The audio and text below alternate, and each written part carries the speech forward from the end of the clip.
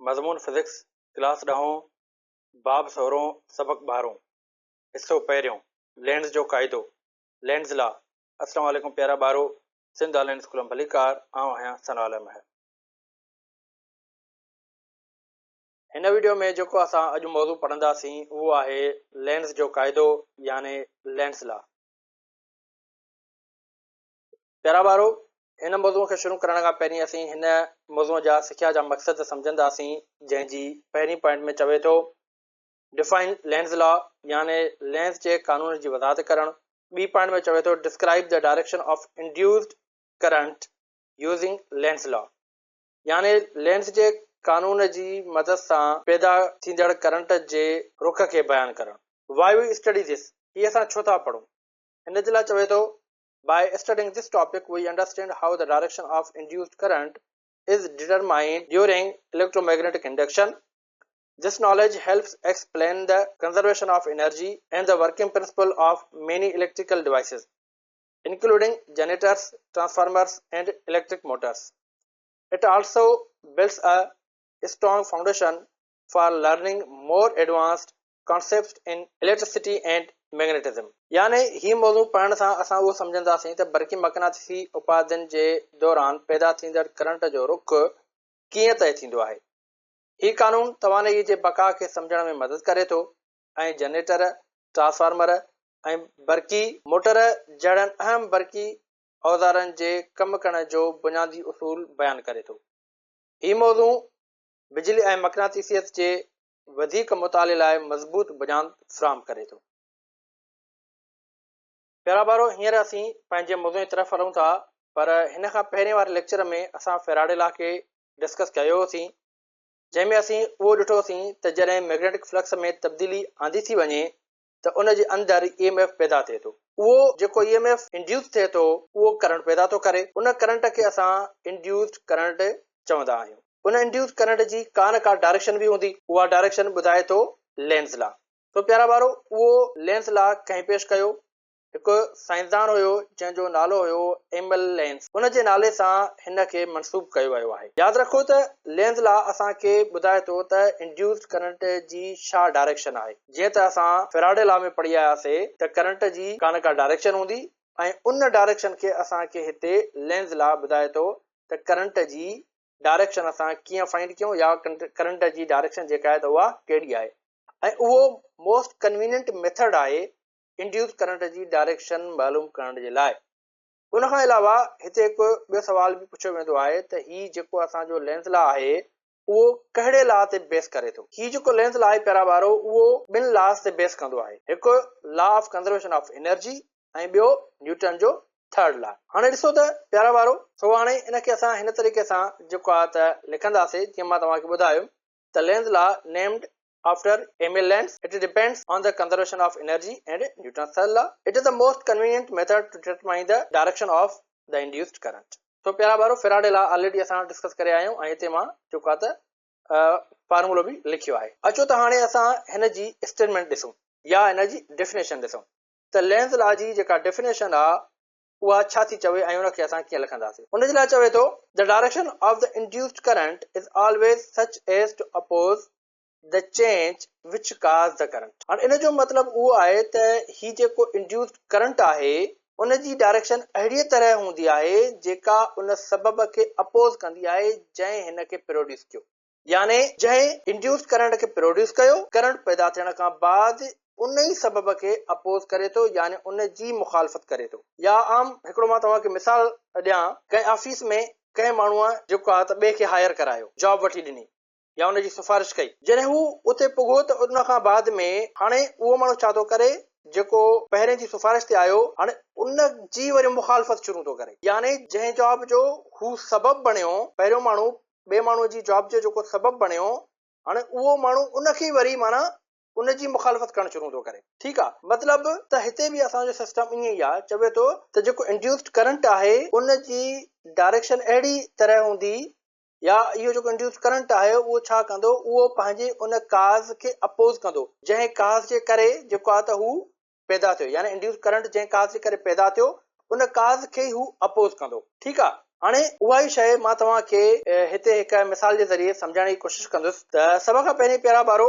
ॾिसो त असां वटि जेको आहे त हिकु कॉइल आहे ऐं हिकु मैग्नेट आहे। फर्ज़ कयो त शुरूअ में ही ॿई जेके असां वटि कॉइल ऐं मैग्नेट आहे उहे ॿई जेको आहे त रेस्ट वारी हालत में आहिनि ऐं हिन कॉइल मां काई बि मैग्नेटिक फील्ड नथी गुज़रे त हिते कोई EMF इंड्यूस बि नथो थिए न वरी हिन में कोई करंट इंड्यूस थो थिए। उन खां पोइ तव्हां छा कयो त हिन मैग्नेट खे हिन कॉइल जे इनवर्ड मूव करायो। जीअं ई तव्हां हिन मैग्नेट खे हिन कॉइल जे इनवर्ड मूव कंदव त पोइ छा थींदो त हिन जे एरिया मां मैग्नेटिक लाइंस ऑफ फोर्स जो तइदाद आहिस्ते आहिस्ते वधंदो वेंदो, यानी फ्लक्स में इंक्रीज अची वेंदी, फ्लक्स में वाधारो अची वेंदो। छो त पहिरियों जेको आहे त ही असांजो जेको मैग्नेट आहे उहो हिन कॉइल खां परे आहे। उन खां पोइ छा थो थिए, जॾहिं असां हिन मैग्नेट खे हिन कॉइल जे वेझो था आणियूं त मैग्नेटिक फील्ड ऑफ लाइंस जेके आहिनि उहे हिन मां ज्यादा गुज़रंदियूं। हाणे यादि रखो त वजह छा आहे, असां वटि मैग्नेट जी इनवर्ड मूवमेंट ऐं फ्लक्स में इंक्रीज अचणु। ठीकु आहे, हाणे हीअ असां वटि वजह थी वई। ठीकु आहे, उन जे करे असां वटि हिन कॉइल में इंड्यूस्ड करंट पैदा थींदो, जीअं ऑलरेडी असां जेको आहे त फैराडे लॉ में पढ़ी आया आहियूं। हाणे लेंज़ लॉ चवे थो त जेको करंट इंड्यूस थिए थो उहो उन सबब खे अपोज करे थो जंहिं हिन खे प्रोड्यूस कयो। हाणे सबब असांजे साम्हूं आहे, मैग्नेट जी इनवर्ड मूवमेंट ऐं फ्लक्स में तब्दीली, यानी इंक्रीज थियो फ्लक्स असांजो। हाणे ॾिसंदासीं त करंट कहिड़े तरीक़े सां हिन खे अपोज करे थो, यानी जॾहिं मैग्नेटिक फील्ड असांजी हिन कॉइल मां गुज़रंदी त मैग्नेटिक फील्ड असांजी चेंज थींदी। हाणे असां जीअं त पढ़ी आया आहियूं त जॾहिं मैग्नेटिक फील्ड कॉइल में या कंहिं कंडक्टर में चेंज थींदी त उन कंडक्टर में छा थींदो, करंट पैदा थींदो। बेसिकली पहिरियों EMF पैदा थींदो ऐं EMF छा कंदो, उन करंट खे इंड्यूस कंदो, यानी इन जो सबब कहिड़ो आहे, सबब आहे असांजो इनवर्ड मूवमेंट ऐं चेंज इन फ्लक्स। हाणे असां ॾिसंदासीं त ही जेको करंट असांजो इंड्यूस थींदो हिन कॉइल में उहो हिन सबब खे कीअं थो जेको आहे त अपोज करे, कीअं थो उनजी मुखालफ़त करे। जीअं त असांखे ख़बर आहे त जॾहिं बि कंहिं कंडक्टर मां करंट पास थींदो आहे त उन जे चौधारी हिकु मैग्नेटिक फील्ड पैदा थींदी आहे, यानी जेकॾहिं हिन कॉइल मां करंट असांजो गुज़रंदो त हिन कॉइल जे चौधारी हिन करंट जी वजह जे करे बि हिकिड़ी मैग्नेटिक फील्ड पैदा थींदी। अगरि जेकॾहिं कंहिं कॉइल मज़ा करंट गुज़रंदो आहे त उन में बि मैग्नेटिक फील्ड पैदा थी आहे। उन जी मैग्नेटिक फील्ड हिकु बार मैग्नेट जहिड़ी हूंदी आहे। हाणे बार मैग्नेट असां कंहिंखे था चऊं, जेको उहे तव्हां मैग्नेट ॾिसो था। हाणे इन में छा आहे त इन में असां जा जेको आहे त ॿ पोल्स आहिनि, हिकु असांजो नॉर्थ पोल आहे, ॿियो असांजो साउथ पोल आहे। यानी चवे थो त जेका असांजी मैग्नेटिक फील्ड उहो हिन करंट जे करे हिन कॉइल में पैदा थींदी, इन जी नेचर कहिड़ी आहे, बार मैग्नेट जहिड़ी आहे। हाणे इन जो मतिलबु छा थियो त हीअ जेका असांजी हिन करंट जे करे मैग्नेटिक फील्ड पैदा थी थिए त इन में बि असांजा जेको आहे त ॿ पोल्स हूंदा, हिकु तरफ़ असांजो नॉर्थ पोल हूंदो, हिकु तरफ़ असांजो साउथ पोल हूंदो। ठीकु आहे, इन में जेको करंट असांजो फ्लो कंदो, हाणे उहो छा कंदो, इन डायग्राम में ॾिसो त फ्लक्स में इंक्रीज आयो आहे, इन जे अपोज करण जो मतिलबु त फ्लक्स में डिक्रीज आणणु। त इन जो जेको करंट आहे उहो अहिड़ी मैग्नेटिक फील्ड प्रोड्यूस कंदो जेका उन जे फ्लक्स में छा कंदी, डिक्रीज आणण जी कोशिशि कंदी। त उहा कहिड़ी तरह डिक्रीज ईंदी, जॾहिं नॉर्थ जे साम्हूं नॉर्थ ठहंदो। ठीकु आहे, हाणे मिसाल जे तौर ते जीअं तव्हां ॾिसो था त ही जेको असांजो बार मैग्नेट आहे या एक्सटर्नल जेको मैग्नेट आहे, इन खे असां हिन कॉइल जे तरफ़ मूव करायो आहे। ठीकु आहे, पर असां हिते जेको पोल रखियो आहे उहो नॉर्थ पोल रखियो आहे। ठीकु आहे, त हाणे छा थींदो त जॾहिं हिते असांजी हीअ मैग्नेटिक फील्ड ठहंदी त इन में हिन काज़ खे अपोज करण जे लाइ छा थींदो त हीअ जेका मैग्नेटिक फील्ड ठहंदी उन में हिन मैग्नेटिक फील्ड जो जेको नॉर्थ पोल हुजणु घुर्जे उहो हिन नॉर्थ पोल जे साम्हूं हुजणु घुर्जे। हाणे असां ईअं खणी चई सघूं था त हिन मैग्नेटिक फील्ड जे करे जेका हिन कॉइल में करंट पैदा थियो ऐं इहो करंट जेको वरी असांजी मैग्नेटिक फील्ड पैदा थो करे त इन में वरी असांजा जेको आहे त ॿ पोल्स ठहनि था। हाणे इन में असांजा ॿ पोल्स ठही विया। हाणे उहे ॿ पोल्स असांजा कहिड़ा आहिनि, उन्हनि जी डायरेक्शन कहिड़ी आहे। हाणे ही जेको पोल आहे ही असांजो नॉर्थ ठहंदो, नॉर्थ जे साम्हूं, ऐं इन जे अपोज़िट असांजो वरी साउथ पोल ठहंदो। तॾहिं जेको आहे त असां चयोसीं त जॾहिं नॉर्थ जे साम्हूं नॉर्थ ठहंदो त डिक्रीज ईंदी, त उनजो जेको करंट आहे उहो अहिड़े ई डायरेक्शन में फ्लो कंदो आहे त जीअं जेका मैग्नेटिक फील्ड ठहंदी उन में हिन जो जेको नॉर्थ आहे उहो हिन जे नॉर्थ जे साम्हूं ईंदो, त उन जी मैग्नेटिक फील्ड हिन जे मैग्नेटिक फील्ड सां यानी कॉइल जी मैग्नेटिक फील्ड अपोज थींदी, त फील्ड डिक्रीज थींदी। ठीकु आहे, यानी हीअं खणी चऊं त जेका असांजी बार मैग्नेट जी जेका फील्ड आहे उनखे हिन करंट जी जेका मैग्नेटिक फील्ड जो जेको नॉर्थ पोल ठहियो इहो जेको आहे छा कंदो हिते हिनखे पुश कंदो बैक। ठीकु आहे, बैक पुश कंदो। छाजे करे? जीअं त असां पढ़ी आया आहियूं त ॿ सिमिलर जेके असांजूं चार्जिस आहिनि या ॿ सिमिलर जेके असांजूं मैग्नेट जूं साइड्स आहिनि उहे हिक ॿिए खे छा कंदियूं? रिपेल कंदियूं। छा कंदो त हीअ जेका असांजी नई मैग्नेट ठही हिन करंट जे करे हिन जो जेको ही पोल आहे नॉर्थ वारो इहो हिन नॉर्थ पोल जे साम्हूं ठहंदो ऐं नॉर्थ खे छा कंदो? रिपेल कंदो। इन जो मतिलबु छा थियो त असांजी जेका फील्ड आहे उहा डिक्रीज थींदी। त अहिड़ीअ तरह सां सबब खे अपोज़ कयो वियो। सबब छा हुयो? Increase in flux. हाणे ही जेका असांजी एक्सटर्नल मैग्नेटिक फील्ड थी ठहे उहा छा थी करे? उहा इन फ्लक्स खे अपोज़ थी करे। हाणे हीअ जेका मैग्नेटिक फील्ड ठही आहे प्यारा ॿारो इहा कंहिंजे करे ठही आहे? इन जो सबब कहिड़ो आहे? इन जो काज़ कहिड़ो आहे? काज़ इहो आहे त असां हिन मैग्नेट खे इनवर्ड मूवमेंट ॾियाराईसीं ऐं ॿियो मैग्नेटिक फ्लक्स असांजो चेंज थियो। हाणे हीअ छा थी करे? हीअ उन मैग्नेटिक फ्लक्स खे अपोज़ थी करे। ठीकु आहे, यानी हीअ जेको नॉर्थ पोल आहे असांजो जेको हिन कॉइल जे करंट जे फ्लो थियण जे करे ठहियो इहो छा थो करे? इहो जेको आहे त हिन मैग्नेटिक फ्लक्स खे डिक्रीज थो करे। अहिड़ीअ तरह सां सबब खे अपोज़ कयो वियो।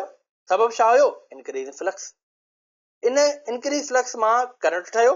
वरी करंट मैग्नेटिक फील्ड ठाहे उनजी मैग्नेटिक फील्ड उनजे इंक्रीज इन फ्लक्स खे अपोज़ करे रही आहे, यानी उनखे डिक्रीज करे रही आहे। मतिलबु त सबब खे डिक्रीज करे रही आहे या सबब खे अपोज़ करे रही आहे। ठीकु आहे, ॿी ॻाल्हि ॾिसो प्यारा ॿारो, जॾहिं नॉर्थ जे साम्हूं नॉर्थ अचे थो त छा थींदो? हिते रिपल्शन थींदी, यानी नॉर्थ खे रिपेल कंदो। ठीकु आहे, हाणे हिते जेकॾहिं असां ॾिसूं त मैग्नेट जी जेका मूवमेंट हुई उहा कहिड़ी हुई? उहा हुई असांजी इनवर्ड। त हिन कॉइल में जेको करंट इंड्यूस थियो उन छा कयो? उनजी मूवमेंट खे आउटवर्ड पुश कयो। ठीकु आहे, यानी परे धिकियो। हाणे हिन डायग्राम में छा थियो? फ्लक्स में इंक्रीज आई हिन करंट जी वजह सां। जेका मैग्नेटिक फील्ड ठही उन छा कयो? वरी उन फ्लक्स खे वरी डिक्रीज कयो। ठीकु आहे, त अहिड़ीअ तरह सां जेको असां वटि इंड्यूस करंट हूंदो आहे उहो उन सबब खे अपोज़ करे थो जंहिं हिन खे प्रोड्यूस कयो। इनवर्ड मूवमेंट काज़ हुयो, हिन आउट मूवमेंट करे छॾियो। इंक्रीज इन फ्लक्स काज़ हुयो, हुन डिक्रीज करे छॾियो। अहिड़ीअ तरह सां असां वटि ही जेको इंड्यूस करंट आहे उहो काज़ खे अपोज़ कंदो आहे, उहो सबब खे अपोज़ कंदो आहे।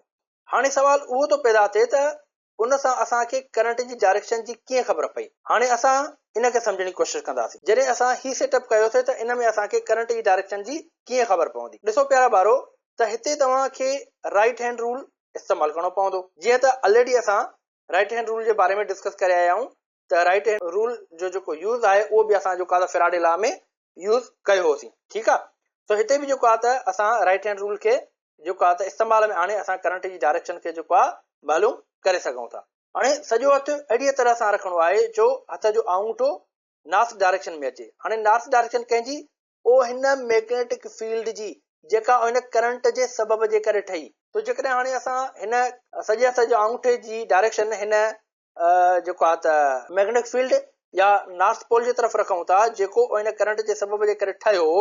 ठीकु आहे, त पोइ ही जेके असां जूं जेके आङुरियूं आहिनि इहे जेके कर्व खाईंदियूं इहा असांजी उन कॉइल में करंट जी डायरेक्शन हूंदी। हिते हिकिड़ो असां ॿियो बि मिसाल खणूं था। मिसाल जे तौर ते हिते बि हिकु कॉइल ऐं हिकु मैग्नेट आहे।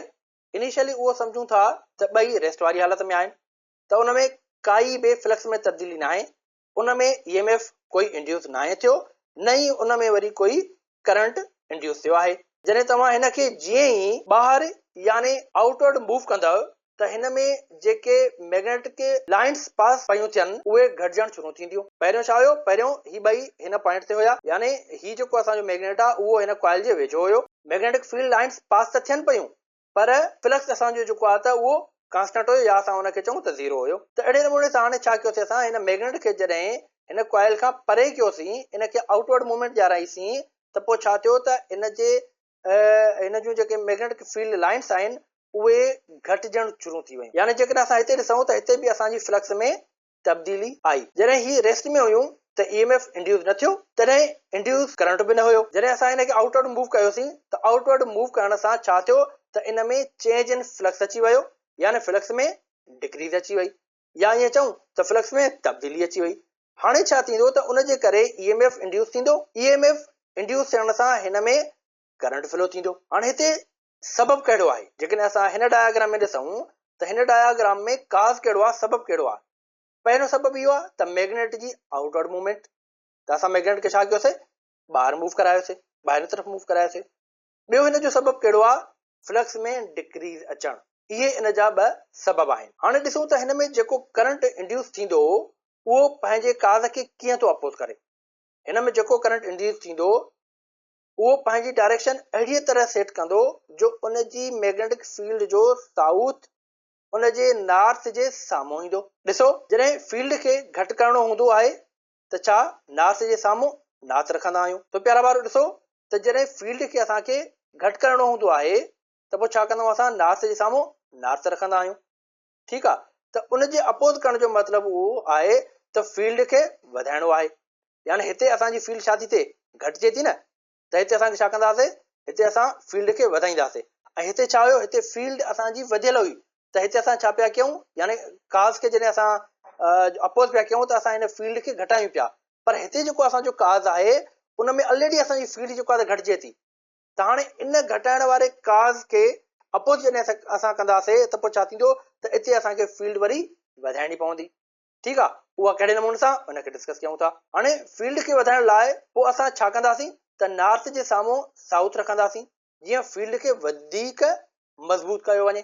यानी इन जो मतिलबु छा थियो? त जॾहिं असां हिन मैग्नेट खे आउटवर्ड मूव कराईंदासीं त इन जे करे हिते जॾहिं फ्लक्स में चेंज आई, चेंज अचण सां छा थींदो? त हिन कॉइल में करंट असांजो पैदा थींदो ऐं इन इंड्यूस करंट जे करे हिते असांजी छा थींदी? मैग्नेटिक फील्ड पैदा थींदी। हाणे उन मैग्नेटिक फील्ड जी जेका डायरेक्शन हूंदी, जीअं त मां तव्हांखे ऑलरेडी सम्झायमि त जेका असांजी हीअ मैग्नेटिक फील्ड पैदा थींदी उन जी नेचर छा हूंदी? बार मैग्नेट वांगुरु। ठीकु आहे। त यानी हिन में साउथ ऐं नॉर्थ पोल बि हूंदा। त जॾहिं असां हिन मैग्नेट खे हिन कॉइल खां आउटवर्ड मूव था कयूं, आउट था कयूं, त हिते हिन जी जेका डायरेक्शन ठहंदी हिन फील्ड जी, त इन जा जेके पोल्स आहिनि उहे कहिड़े नमूने सां ठहंदा? उन में इन तरीक़े सां ठहंदा त जेको हिन मैग्नेट जो नॉर्थ हूंदो उन जे अपोज़िट में हिन जो साउथ ठहंदो ऐं हिन तरफ़ हिन जो वरी नॉर्थ ठहंदो। ठीकु आहे। जॾहिं असां इनवर्ट पिया कयूं त हिते मैग्नेट जे साम्हूं छा कहिड़ो पियो ठहे पोल? फील्ड जो नॉर्थ। पर जॾहिं असां आउटवर्ड था कयूं त हिन मैग्नेट जी फील्ड जे साम्हूं कहिड़ो पोल थो ठहे? हिते उहो साउथ पोल ठहंदो। ठीकु आहे। त फील्ड खे वधीक वधायो थो वञे। ठीकु आहे। त हिन जो नॉर्थ हेॾे थो ठहे ऐं हिन जो साउथ हिते ठहे थो। त हिते छा थियो? हिते फ्लक्स में डिक्रीज़ आयो। ठीकु आहे। तो जेको करंट हिते इंड्यूस थियो इहो इनखे इंक्रीज़ करण जी कोशिशि कंदो, यानी इनखे अपोज़ कंदो।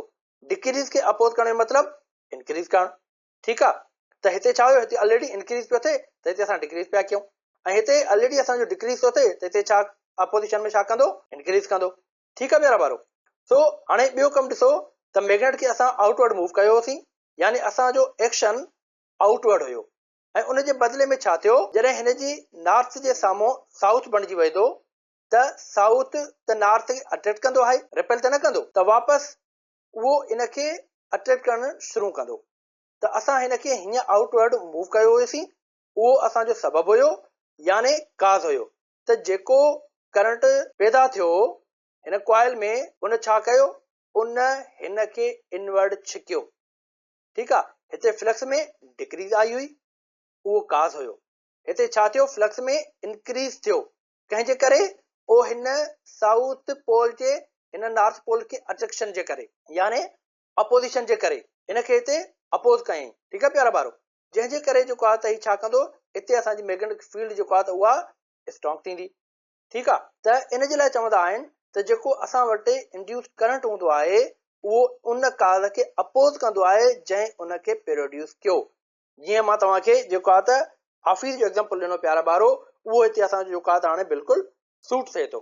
ठीकु आहे। त प्यारा ॿारो, मूंखे उमेदु आहे त तव्हांखे हीअ ॻाल्हि जेको आहे त सम्झ में अची वई हूंदी। तो प्यारा ॿारो, मूंखे उमेदु आहे त तव्हांखे लेंस लॉ जेको आहे त सम्झ में अची वियो हूंदो।